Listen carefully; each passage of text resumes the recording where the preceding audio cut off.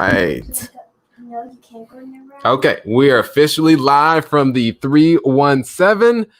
Hello, everyone. Welcome, welcome, welcome. We're officially live in front of me on the YouTube as well as the Facebook, and also over to my left-hand side, which would be your right-hand side, live on the Instagram. So we will go ahead and just jump right into the content where today's subject. And also, those of you who are in front of me, let me know how the sound quality is too. Sometimes with the mic, it comes off a little bit differently.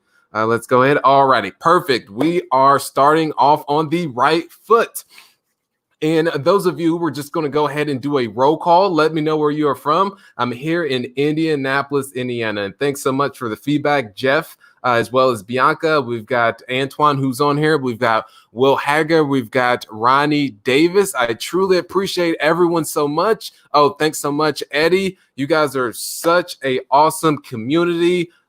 I truly do enjoy doing these myself, quote unquote, what people say I am. You could say an influencer, but at the same time, I still feel all of these, the mental draining, all the moving parts with the uncertainty, with the COVID. However, just keep on pushing, and through that and increasing the amount of input in terms of positivity has helped me tremendously get through what we're currently in. Because myself, I just cannot stand in one place. I have to keep on going, keep on going, keep on going, keep on going. So, all right. Truly appreciate everyone. And those of you who are on the Facebook, it would mean the world to me for you to like, as well as love and share this stream. It would be greatly appreciated. And those of you who are on the Instagram, go ahead, just keep hitting those hearts over there. Yes, hopefully it may be on the other side, but just keep hitting those hearts as fast as you can. Yeah, and as mentioned, truly appreciate everyone who's on here, and we're going to wait for a few more folks to start jumping in, and we will jump right into the content that is along the lines of the red flags to look for when you're purchasing deals, especially in today's environment that we are in. So as mentioned, comment below and let me know where you are from. And those of you who are team bald head as well, same as me, I'm a little bit scruffy in terms of my hair that I have going on. Normally when I'm in the shower, I actually shave my head and brush my teeth at the same time. Not at the exact same time, but just do everything while I'm in there. And haven't had the chance to be able to get to doing those things simultaneously because having to get to work. So just to give you all some updates on myself is in terms of the apartment holdings that I have is in Indianapolis primarily is the collections has been good. Nothing, no, in terms of red flags on that. What I mean by collections is the rent collected from the actual residents. So mid this month, closer to about 90%, same as the previous months. And we do expect to be closer to about 95, 96%. So that's one thing that looking back, that multifamily, I wouldn't necessarily say it's recession proof, but it's one of those things that has weathered the storm. And for myself, I like to purchase apartments that are between 75 to 200 units. In the event that one resident, two resident, three residents move out, you still have you still have other residents that are able to pay the rent, so you have enough income coming in to take care of the mortgage. So just wanted to provide you all just some updates that's going on with myself. So thanks so much as always, everyone, and we'll do some Q&A. However, as I mentioned, the topic for today is the red flags to look out for when you're buying deals, and that'll help you through these current times that we're in. For those of you who are actively still on the acquisitions mode, such as myself, actually just closed on the deal. This was the most recent, I would say about 4 months, not 4 months, but 4 weeks ago. It feels just over the past several weeks that have been multiple months. Comment below if you feel the same with all the moving changes. And last week, yeah, I don't want to digress too much, but we will go ahead and drop right into the content. And just one book that I've been reading and would love for you all just to share below what's a favorite book of yours that you have read that has been most impactful for you. And I would say myself, and I'm just going to go in a completely different direction, which most people are like, what, you're reading this book, is the 5 love languages. Yes, the 5 love languages. And myself is, I just want to further, I've been exploring this whole journey of self-awareness, understanding a lot of the childhood things that I went through, the good, the bad, and the ugly that have ultimately shaped me to who I am now, and just better understanding those relationships that I have with my little one and other people that are out in the world too, because I believe it's all comes together. So let's go ahead and just jump into the topic, which is what I mentioned. That was the red flags to look out for in terms of when you are buying deals. And yes, Rich Dad, Poor Dad, I knew that was going to be a book quite often. Shoe Dog is a recommendation for those of you who are on here. And Shoe Dog, Phil Knight is the founder of, Nike. He wrote that book. He actually wrote it from his personal perspective, so an autobiography. We've got Crushing It by Gary Vee. We've got Outwitting the Devil by Napoleon Hill. I've read so many books that are out there, so many phenomenal ones. And also, I would love people's insights. Is it best to read a lot of books to get knowledge, or is it best to get a very finite of books and then just keep reading those over and over? And those of you who are on the Instagram, my handle is Sterling White Official. One more time, that is Sterling White Official. And just to give you a little bit of background on myself, born and raised in Indianapolis, Indiana, not so good parts of the city, grew up on welfare, food stamps, and Section 8 housing, single mother, fraternal twin brother. And I remember there was instances to where I would go to the store with my mother's food stamp card, and I felt so ashamed by doing that. I always looked around to ensure that no one was looking before I swiped the card. So I knew that as I grew up and went to go out on my own, that I never wanted to go back to that and feel that way I felt. So I got started in real estate 2009, where things were very similar times to what we're currently in now, and that's when I fell in love with real estate. 2013, shifted entirely to single family, bought first deal, no money out of bought first deal, no money out of pocket, and then scaled up to 150 single families. And then 2017 made the entire shift to multifamily. First deal was 46 units, and now own just under 400 with the total valuation under 20 million. And while I'm telling you guys that, just give you some context on myself, I'm not perfect by any means. I still make mistakes to this day. The most recent mistake was the audio. Couldn't even get that figured out, but ended up getting it going. So I always make mistakes, but always learning from those mistakes to further figure out ways to improve on things. And also had a meeting with the team today about implementing this new system within our company, which allows things to be more structured. And it went horrific in terms of nobody was on the same page. And in terms of at the end of each meeting, we give a rating. Everyone else, of course, gave it high ratings because they look at me as the owner and they're like, I don't want to rock the boat. I gave it a 2 out of 10. So definitely room for improvement. And that all comes up to myself with just taking the path that holding myself accountable. So let's drop right into the content. We've got people who are on here. The speaker that you have on here, my name is Sterling White, and the handle on Instagram is Sterling White Official.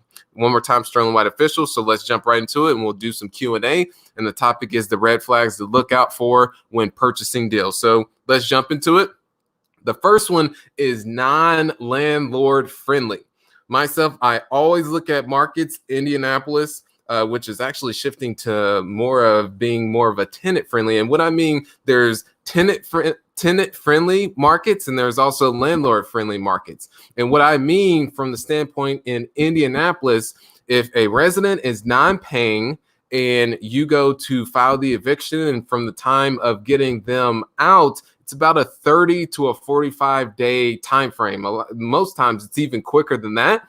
But I remember when I showed up to the eviction courts, when I was formerly doing that, the first thing the judge asked the resident is, are you up to date on rent? And then in the case that they say no, they say, okay, this day you have to have your things out. So it's very simple and black and white. Oftentimes there still is some instances, but to where they'll let them stay in a little bit longer. However, there's other places such as Chicago, Cook County, to where the eviction process can be, especially if you have what you would call a more sophisticated resident that knows the system, it can be minimum 6 months. So just think about it. If you have debt on your property, a mortgage, and the resident is living in there for 6 months, you're still having to come out, and they're not paying you anything. You still have to come out of pocket to essentially pay that mortgage. So comment below, those of you who are in Chicago that have some rentals in Cook County. Would love to hear your experience, but that's what I have heard from other operators that are there too. And how you get this insight is just by networking with other investors in the market that you are interested in investing in. And Bigger Pockets is a phenomenal source.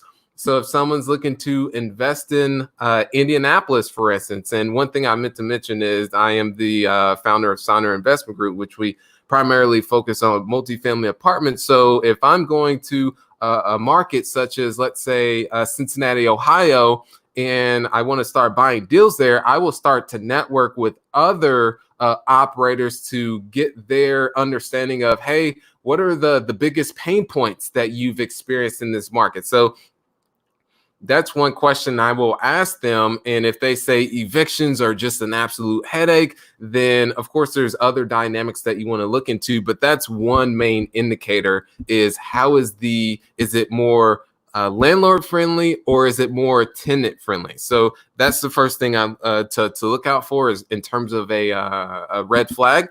The second is poor submarket economics. And what I mean by an actual submarket is the actual neighborhood.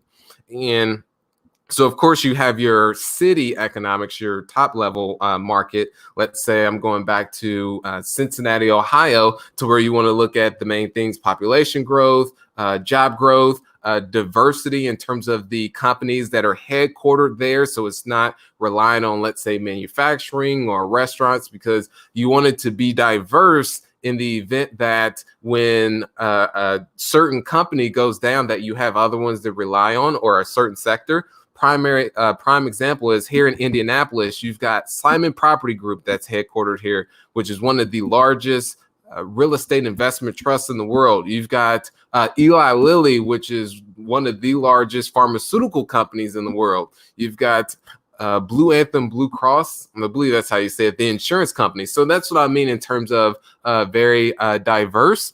Read his book, lots of info there, how he started, Real Cinderella Story. Thank you so much on that. Yes, the book is from 0 to 400 units. But yes, don't want to go into too much into that. So on a poor submarket economics is looking at the schools. Because when you're looking at the schools here in Indianapolis, you have public schools and you have township schools. And township schools are more desirable versus the public schools. I went to public schools, and I remember I went to a class, and I'm just using this as an example, is I remember going to certain classes and there wasn't even a teacher.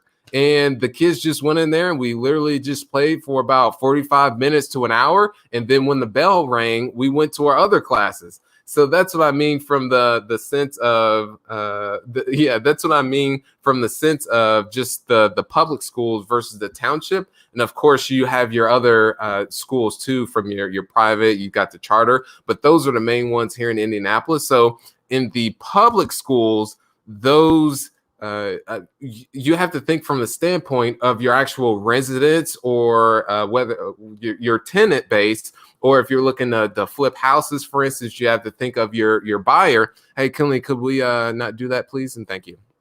All right, so you have to think from that side. They want desirable schools for their actual kids to be able to, for their kids to go to. So the more desirable the schooling, of course, then the more desirable the people, your tenant base. So there's that from poor economics, and then also the crime. And ways in which you can look for the crime is that spotcrime. I believe it's .com or .org, is you can, if you're looking at a specific neighborhood, you can go to that site. And then after, hey, Kinley, could we wait and do that afterwards? I'm just about done. Yes, could we do that afterwards? Thank you so much. Yes, thank you. All right. So, right. All right. All right. So, and when you're looking at the crime is using those specific sites, or you can call the local police department to get insight. So when I was purchasing, let's say a prime example, a property that was here in Indianapolis, the apartment, I called so it was in Southport, Indiana. So I called the police department just to see, hey, how do you have you made very many visits to this property for any types of incidents? So that's one route, or you can use that website, such as I mentioned, as a way to be able to pull that data as well. So and those of you who are just now hopping on here, the topic is the red flags to look out for when you are purchasing deals. So yeah, and comment below with any questions that you happen to have. And if this content is good, if this is some great content, then go ahead and hit that share button. Those of you on the Facebook and those of you on Instagram, keep hitting those little hearts over there to the side, or it actually may be over to the other side. So the third red flag is not hitting your numbers. So just recently, this was on Sunday, I broke down the key indicators to look for when you are searching, when you are identifying a deal and you're doing the underwriting, such as cap rate is one. On the high level, there is the internal rate of return. There is the cash on cash. There is looking at the debt service coverage ratio. So looking at all these, and in essence, if let's say you're looking to have in 2 years, you're looking to double your money. And on an annual basis, just on the cash flow, you're looking to have a 10% return. If the deal does not pencil out to meet that, is to not be in a situation to where you say, well, I could get that. However, let me be a little bit more aggressive on the rents, because I believe instead of pushing these normally 2% growth on a yearly basis, I believe I can actually be able to get 4 to 5% is a way to justify paying more. Especially now with how the current times that we're in, there's a potential to be able to start getting good deals, and also that rents may start to come down, or not even rents, but sales prices. So what's been experiencing over the past several years is cap rates have been compressing, which when you're looking at a cap rate, is just the NOI divided by the purchase price, which I'll get into the cap rate at a later point, is that cap rates are compressing, meaning that in a desirable neighborhood, you can get, let's say, a 50 unit as a prime example for an 8% cap rate. Now, cap rates have compressed to where that same type of deal, you would actually get it at a 6% because prices have gone up. And what I mean from the standpoints of, if you're banking on, okay, in 5 years, I know prices are still going to go up and cap rates are going to keep compressing for you to be able to earn that return, that's where you will get in trouble. So essentially, in the nutshell, is appreciating or banking on appreciation. That's where, just a prime example, where many people ended up getting in trouble and ended up getting stuck. All right, so hopefully you followed me on that, just doing an experience share. The next one is too many vacancies. That is an absolute red flag. There was a deal that was sent over to me. This was in Muncie, Indiana, which is more of a college town. And there is Ball State University. That is one of the main drivers. And there's also other companies, but it's very small. And when the broker sent over the deal, the occupancy was around 80%. And one of the questions I asked them is, why is this? It's actually a larger developer who was selling the property. And from that standpoint is, I asked, why is it still at 80% in terms of the occupancy? And when I actually was doing further due diligence, all of the properties, no one was near over 95%. Every property was near 90% in terms of the occupancy. So that's a good indication that the demand is just not there for rentals. And house hacking, in essence. So we have a couple people that have asked that question. We've got Jan. House hacking is just, in essence, is buying, let's say, a 2 unit and you have a resident that is living in one of the other units and you live in the other one for completely free. So not completely free, but in essence, you're living there and they're actually paying a lot of your overhead costs with that. So that's how a lot of people end up get started, because normally with the house hacking plan, there's very attractive financing to where you can put very little money down. So that's the whole house hacking. There's plenty of articles, I would say, that are on Bigger Pockets that comes to the house hacking element. That's one way a lot of people end up get started. So Sterling, you're my favorite investor that goes live on YouTube from BP. Your sea of info. Thank you for always sharing. No, thank you, Ronnie. Glad you're able to get golden nuggets from these absolute bombs and heat and fire. So yes, that's what I mean from too many vacancies. And you can get those insights on the vacancies by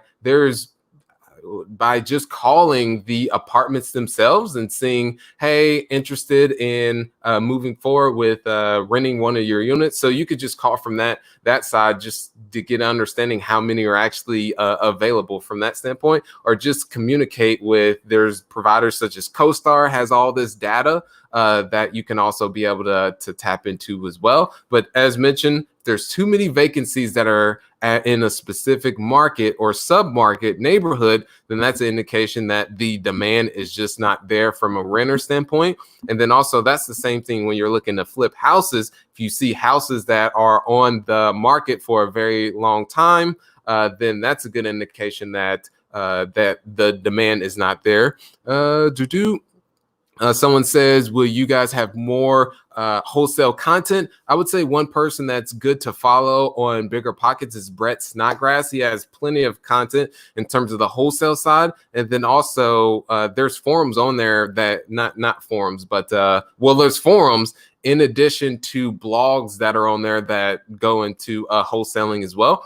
And one approach I would take, and this is always about networking, is let's say you find an article on there, you have specific questions about wholesaling, just go ahead and slide into the DM of the person who wrote the article with very specific tactical questions. Because myself, when people, it is Brett, so BRETTSNO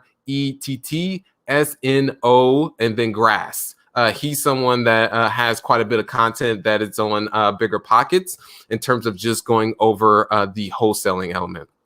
What's the website you mentioned before on neighborhoods? So Spot Crime, it's either .org or .com that you can use to determine the crime. And then also areavibes.com. Love that specific site. And that site goes into the amenities around the specific property or neighborhood that you're looking into.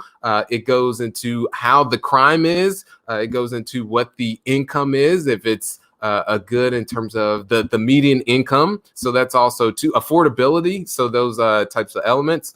All right. Okay. So that's what I mean. Too many vacancies. Pulling that data. CoStar is a great source for that. And if you don't have access to that, you can definitely tap into a broker or an agent who has access to it. And that's the route I take, because CoStar can actually get pretty expensive. So there's that. The next is, and I just want to give a summary for everyone who is on here, is one, we're going over the red flags to look for when you are buying deals, especially in today's climate that we're currently in. The first one is non-landlord friendly. And so there's specific, like Chicago, for instance, that are landlord friendly and that are tenant friendly. Here in Indianapolis, it's very landlord friendly, meaning that if a resident is breached their lease for, let's say, non-payment or some other, that it takes about 30 to 45 days to get that resident removed. And in markets such as Chicago, Cook County, that it could take up to 6 months. Just so there's that. The second is poor sub-market economics, looking at schools, looking at crime, also looking at the vacancies, which is what I mentioned too, to really see if you're doing rentals and you see that there's several properties that days on market that they're up for rent for a long period of time, then that's a good indication that the demand is just not there. The next is the numbers. Numbers do not lie, you guys. So if you are running the numbers on the deal and it does not check the boxes, then that's exactly what it is. I've ran into situations where I look for others' insight on, am I missing something here? Let's say, and it happened quite a bit when brokers would send over deals, that am I missing something here? And a lot of time is, no, it's not. That owner on the other end is just really looking for top dollar for the property, which I feel that, well, owner now seller, and from now I believe prices are starting to really come down, because now as an operator that the agencies have put more restrictions or requirements, having operators such as myself bring more equity to the table, which directly affects the returns to the investors. So with that is, sellers are going to have to come down, or there's just going to be a period of time where there's just not going to be much selling that's going on. So there's that. The fourth is just too many vacancies, what I mentioned earlier.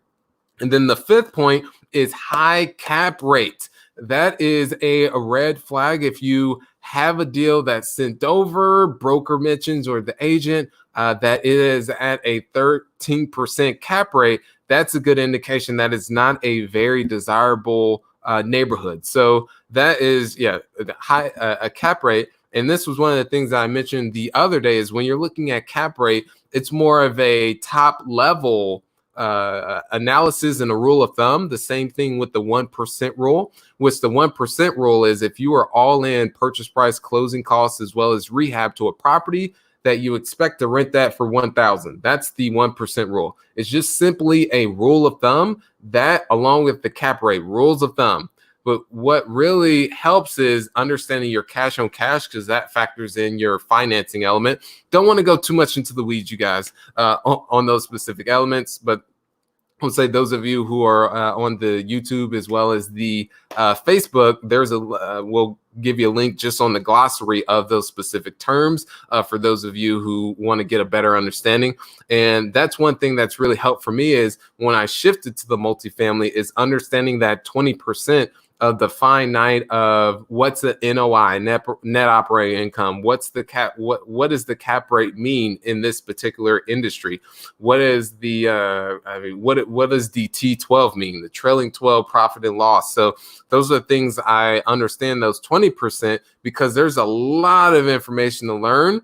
But I understood that 20% and made the complete shift from the single family to multifamily, and just took action, versus running into the analysis paralysis, which I hope that people on here are not experiencing that analysis paralysis, because there's just from personal experience, is just committing first and then figuring the rest out later, because you can never know it all. So there's that. And the last but not least, in terms of a red flag, is the capital expenditures are too large. And this tends to happen with older properties that are built, let's say, before the 1970s.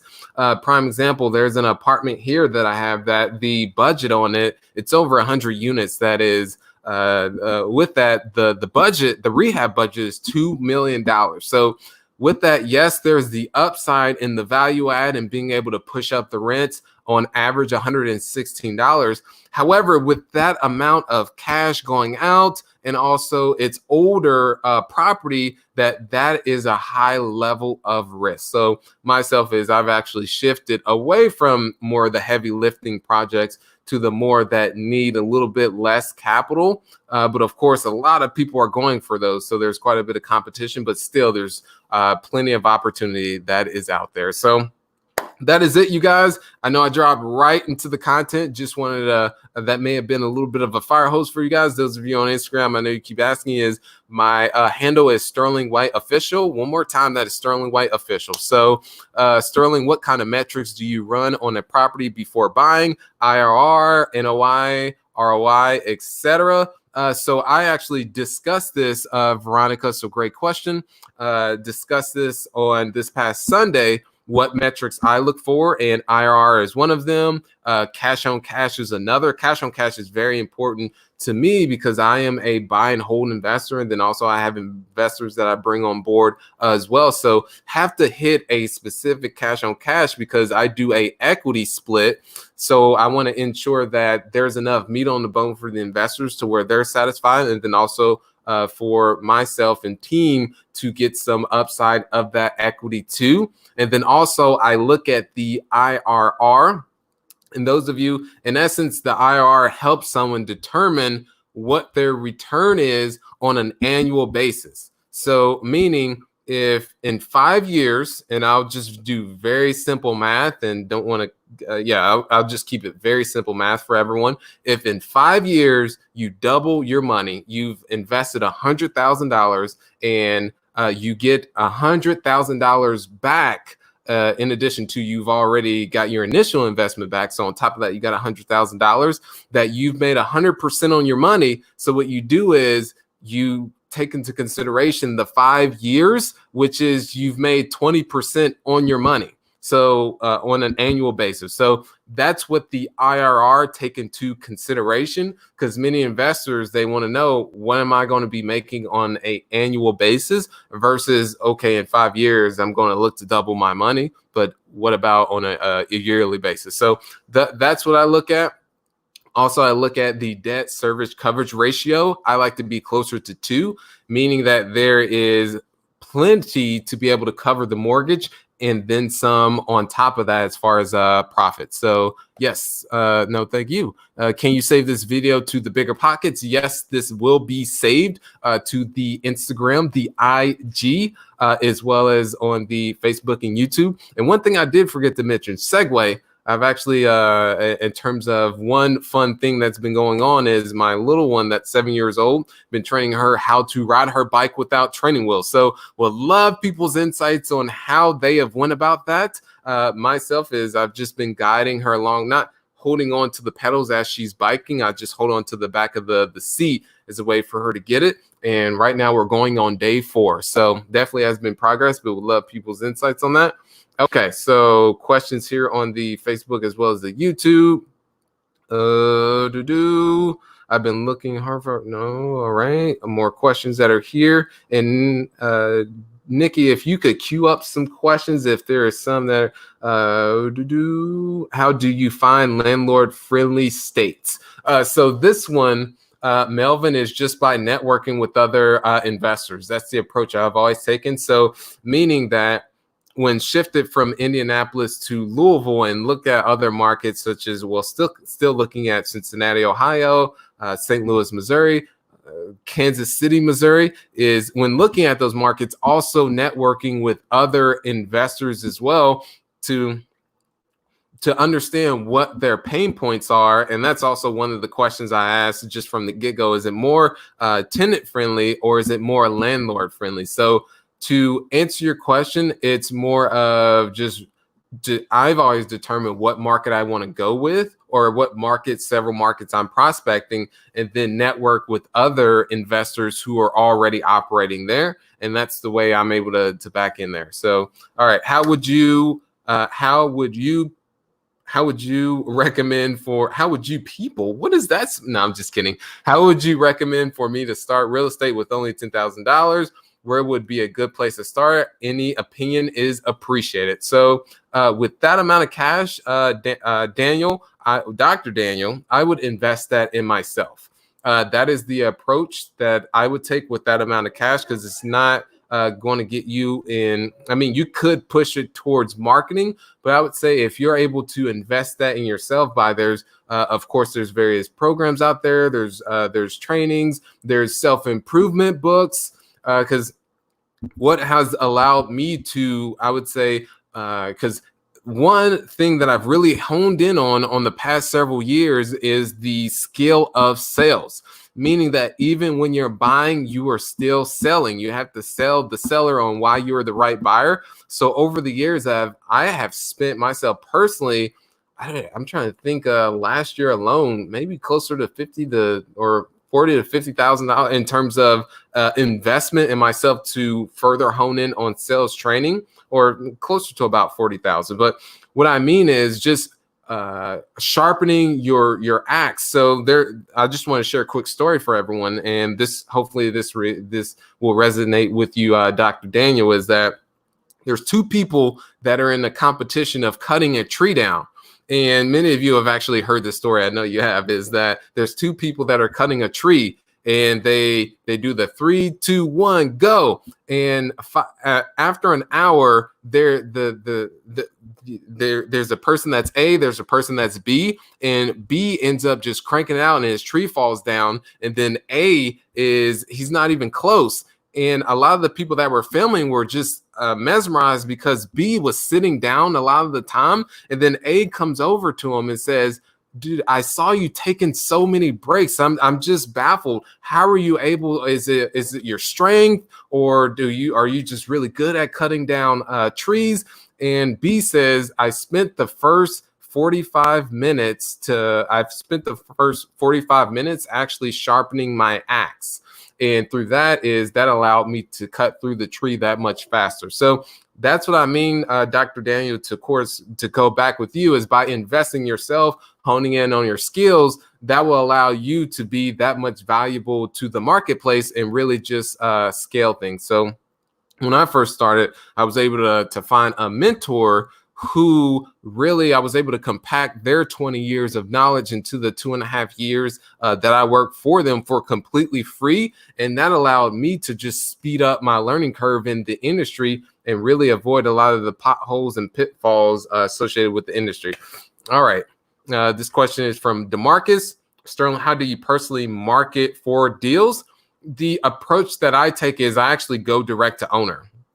I haven't had very much luck in terms of brokers sending over deals and then they're actually penciling out. So my approach is I beat the brokers to the punch, in essence. So it all starts with a cold call is one route. And those of you who want more context just on my story and the approach I take, episode 308 on bigger pockets. One more time, episode number 308. I believe, if I'm not mistaken, it's either the top one or the number 2. I believe it's one top view podcast on there. So Grant may have me, Grant Cardone. I don't think so though. But the last time I checked, it was 124,000. I was like, wow. So yeah, that's kudos to you guys in terms of just, I mean, the community has been great, and I appreciate you guys for that.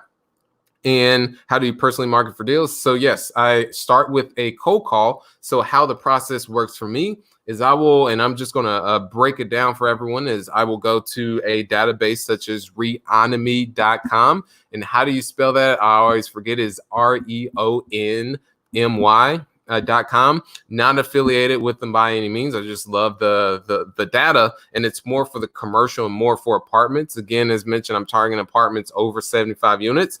So I'll go there, I'll pull the data, and many of it is the owners will be owned in an LLC, so an entity. Sometimes that specific data provider will have the owner's contact information.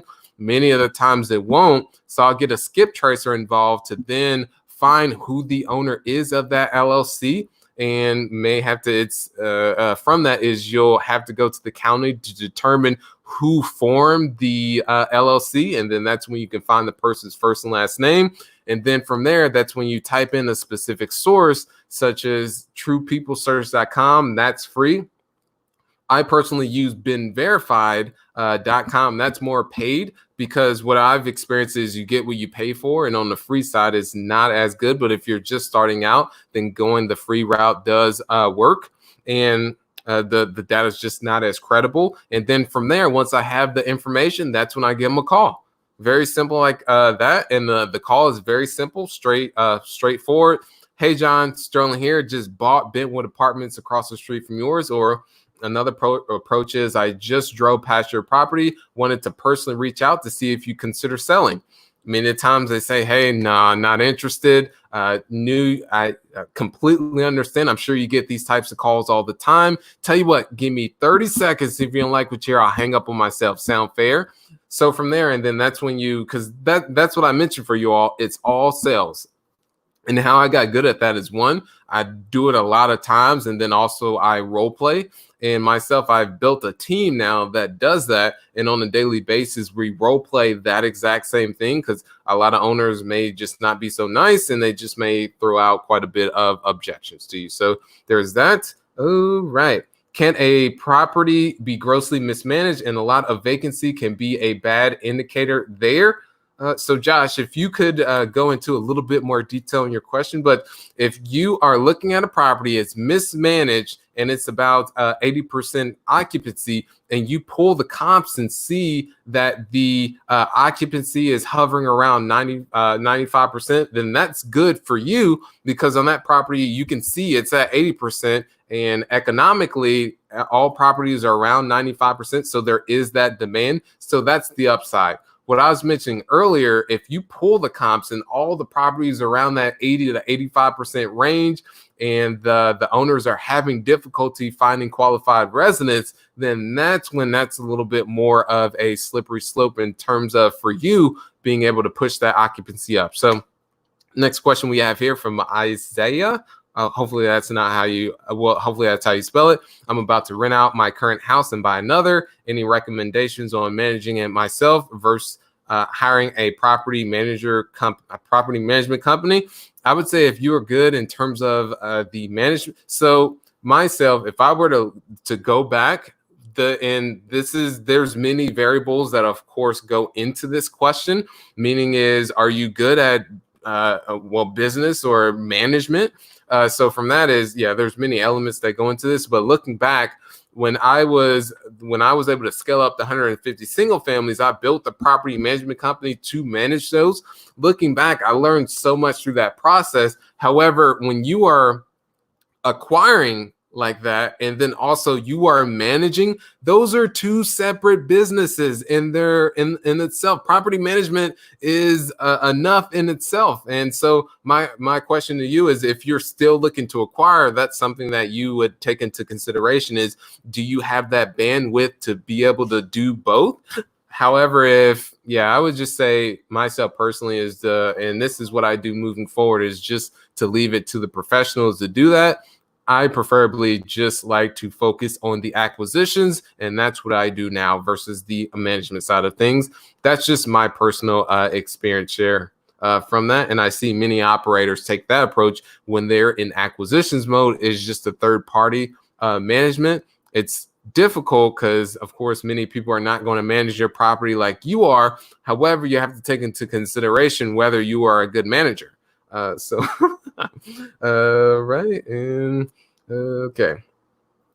All right. Perfect. So I don't have the eye for remodeling a new purchase home. Any tips for learning this? I don't have the eye for remodeling a new purchase home. Any tips for learning this skill? To delegate it and find someone who does have the experience and just tag along them.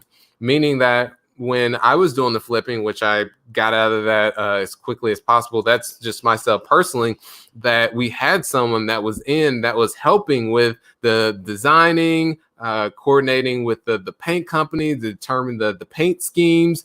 She just had an eye for knowing what the market would like, and of course not over customizing it. So I just tagged along that process and ended up shifting to buy and hold. But that was a good approach, to just tag along. It's the same thing as with mentors. So find someone who's good at what you're looking to do, and then tag along the process.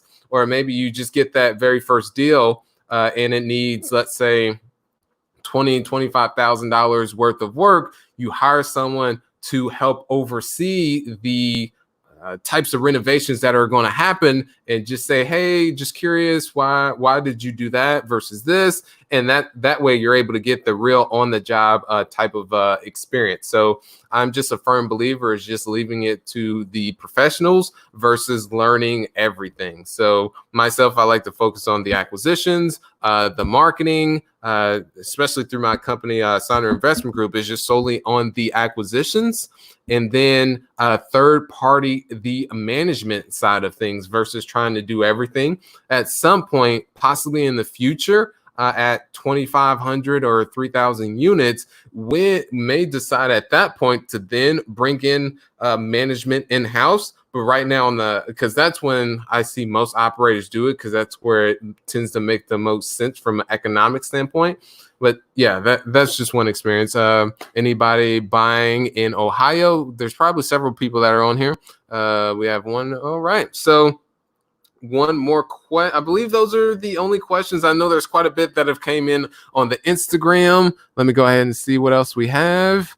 All right. So last question that we have here is, during this quarantine, this may not be a question, it may be a statement. During this quarantine market and prices still holding due to low supply in Northeast, how does someone feel comfortable purchasing a property based on initial virtual tours?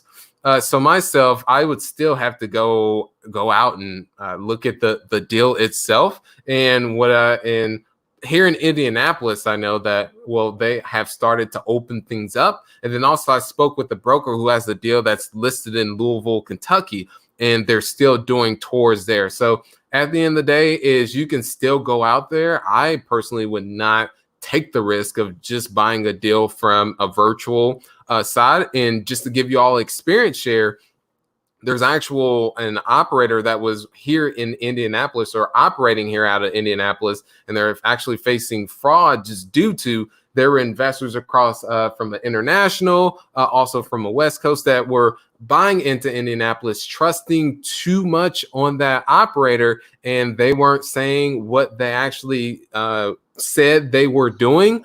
And many of those people who trusted and didn't verify what that person did never actually visited the market. So they were putting cash into these properties, expecting it to be renovated when it actually wasn't renovated. And some of these properties that they actually bought were properties where there wasn't even a house there. So that's what I mean, you guys, is just doing experience share. Is yes, right now there you let's say you're not able to actually go visit the property, that you just got to figure it out, and having the contract, for instance, that hey, upon in-person inspections, that's when this contract will actually go into effect. So hopefully that answers your question, Melvin. But at the end of the day, you want to do your proper due diligence to protect your downside. I personally would. I've done one property sight unseen, and it actually ended up working out, but I'll never do that again. Just actually bought it way super cheap, but it was here in Indianapolis. So I also had that too. How many multifamily do you own currently? Just under 400 units. Right. So last question that we have here. Southeast Wisconsin market is still price high and things are moving quickly with low inventory. How are other markets looking? So those of you comment for Mr. Luke that we have here on the YouTube. But truly appreciate everyone for being on these. Isaac Taylor, we've got Jamal Horry, we've got Melvin, we've got Colin, REI James. And if there's any way I can be of additional assistance or value along with the Bigger Pockets community, don't ever hesitate to reach out.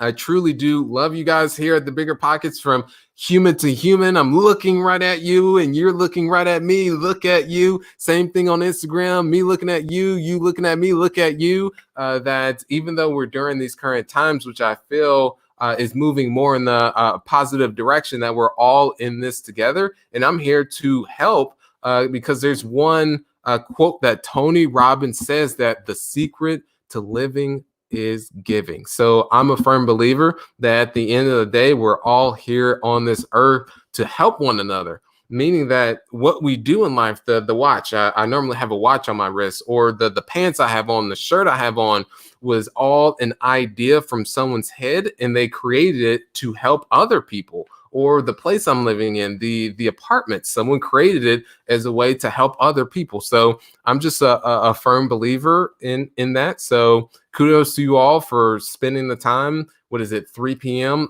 Eastern Standard Time, to listen to myself just provide my experience share as an entrepreneur investor in the industry, where, as I've alluded to, I'm not perfect by any means. I still make mistakes to this day, a lot more mistakes than I've actually a lot more mistakes than I've had successes. So really just want to share those with you all so you can avoid a lot of those mistakes that I've ran into, pitfalls, to really just allow you to get to where you're going and just give you the necessary tools to put you in the best position to succeed. So appreciate you all. Have a wonderful day. Keep being awesome. Thank you so much. All right.